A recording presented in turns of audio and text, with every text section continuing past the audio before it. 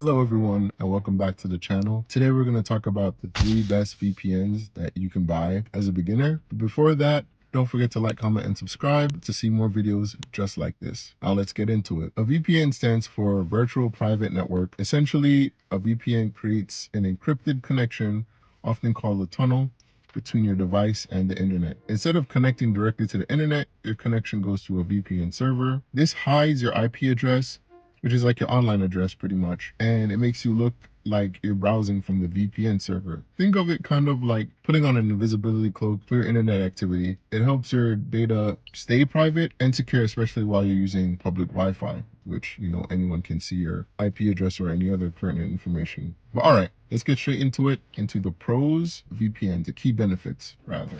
The key benefits include privacy protection, improved security, accessing geo-restricted content, and bypassing censorship. So when it comes down to privacy protection, you hide your IP address and encrypt your data through the VPN tunnel, which makes it harder for websites, advertisers, and bad actors or hackers, for example, to see what you're doing. It increases security. So when you're in a public Wi-Fi area, like at an airport or whatnot, your data is very vulnerable. Like anyone can see what you're doing on that network. So the VPN encrypts your data, making it harder for hackers or other bad actors to intercept your sensitive information, such as your bank account numbers, your social security numbers, etc., etc. It allows you to access geo-restricted content, as I mentioned before. Like, for example, Netflix. There are some content that are available in Netflix Japan that are not available in Netflix Australia, which are not available in Netflix America.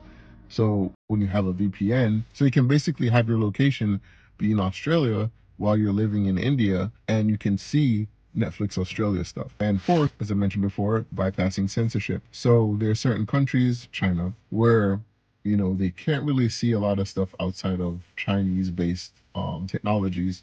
So having a VPN may allow some Chinese citizens or other people who have restricted internet to see region lock stuff or other things on the internet. So while VPNs have a lot of benefits, they also have a lot of cons.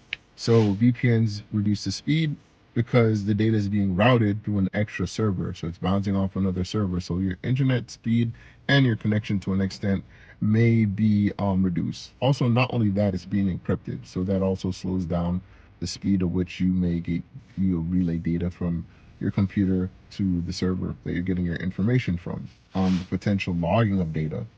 Your data is going to another server. Therefore, that VPN company might be logging the data, the times, or what type of data you might be having or going through that particular server. And that's important in some ways because that way your provider can ensure that your data is protected. Also, another con is that there are some VPNs that might be a little bit pricey. So you got to be careful with that as well. There's some streaming sites that might block certain VPNs itself. So, that's also an issue. For whatever reason they do it, I don't know. I'll probably let you know later on. But yeah, certain websites don't like VPNs and they detect that and they will block access from you. So that now, with that being said, let's get into the top 3 VPNs that you could use as a beginner. So first off, we're going to start off with ExpressVPN. ExpressVPN has over 3,000 servers in 94 countries. It has a huge network, which means that it can access content worldwide, optimal speed throughout. There are multiple servers in multiple regions. So pretty much the speed and the bandwidth is pretty consistent and fast. It has strong encryption and privacy, so ExpressVPN uses a 256 AES encryption, which as of now is the standard in terms of encryption. So your data is pretty much safe. It's very hard to crack, and they follow a strictly no log of data policy, so you don't have to worry about your data being logged. They have a trusted server technology, which pretty means that your data only runs on RAM. They have I guess, a special system where they only run your data through RAM.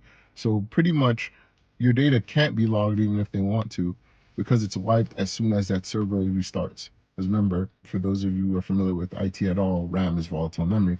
They support streaming and geo unlocking. We talked about that earlier, so you can watch your favorite shows from whatever region you reside in. And they also have 24-hour customer support. And let's go into some of the pros of ExpressVPN. So high-speed connection, very strong security, geo-unblocking, easy to use. Some of the cons are ExpressVPN is a bit expensive. It's around $12.99 or $12.95, I should say, for monthly subscriptions, although there are discounts. So you're roughly forking out $13 a month. You can only connect up to 5 devices, which may be limiting if you have a big family. They have no built-in ad blocker, sorry. So like a lot of other VPNs, they have that nice feature so you can block out those pesky ads whenever you're running apps on your phone or on your computer.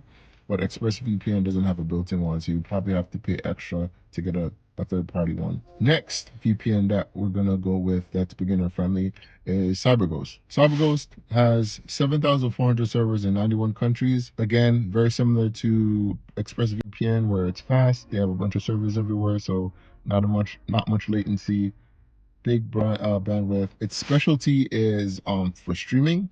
So if you're one of those people that have a bunch of video streaming services like Hulu, Netflix, Disney Plus, CyberGhost might be your thing right here. Again, strong security, the standard 256 AES encryption, so your data is safe, and they also have a no log policy. And also tidbit, they're based in Romania, which I guess is a privacy friendly country. So you have that as well. They have an automatic kill switch, and this one does have a built-in ad blocker. They allow for up to 7 devices to be connected. So you have a little bit more leeway compared to ExpressVPN. However, some of the cons are they have inconsistent speeds on some of the servers. It could be they have inconsistent speeds on some of the servers. They're not ideal for countries with heavy censorship, i.e. China. So you might want to go with different VPNs. And the customer service is not as good as ExpressVPN. And tidbit, the price is around the same. I believe it's $12.99 for 1 month when I looked it up. And lastly, we're going to go into NordVPN. For all of you guys who are chronically on YouTube, like I am, NordVPN has been advertised a lot, especially by a lot of YouTubers. That's why I heard about it from, and I've actually tried it. Pretty reliable, but we're just going to jump into it. So NordVPN has 5,600 servers in 60 countries. So NordVPN has this special feature. It has a double VPN and onion over VPN. So pretty much with a double VPN, as it says, you're going through 2 servers instead of 1. So it adds an extra layer of encryption.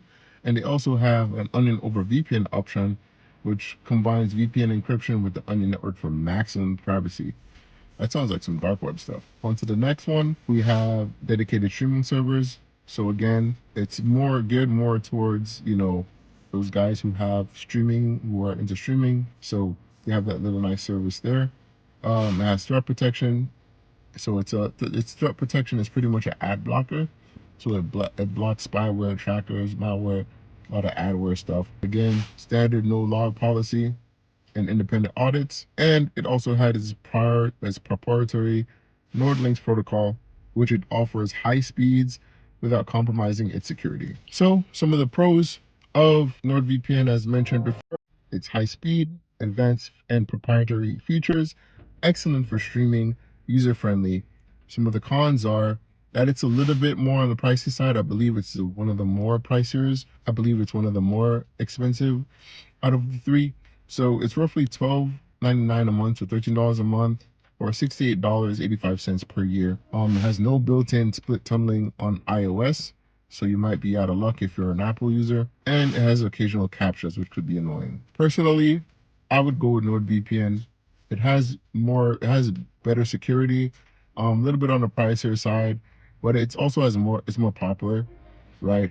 I might be a noob or pleb take, but I've also heard from, colleagues that, NordVPN worked for them and it's pretty good. And I really like the features that they have, especially with the double encryption and onion over VPN feature. But yeah, overall, I believe that even as a casual user of the internet, casual PC user, you should have a VPN. It really adds that layer of protection because now more and more our data is on digital medium. Our lives are more digital. So it really is worth the extra investment to protect your data and obfuscate it from likely bad actors that want to mess with your data, take your identity, steal your money, etc., etc. But with that being said, guys, that's the end of the video. What do you like about it? Leave your comments in the comment section below and let me hear your thoughts. And with that being said, that's all I have for today, and I'll see you in the next one. Peace out.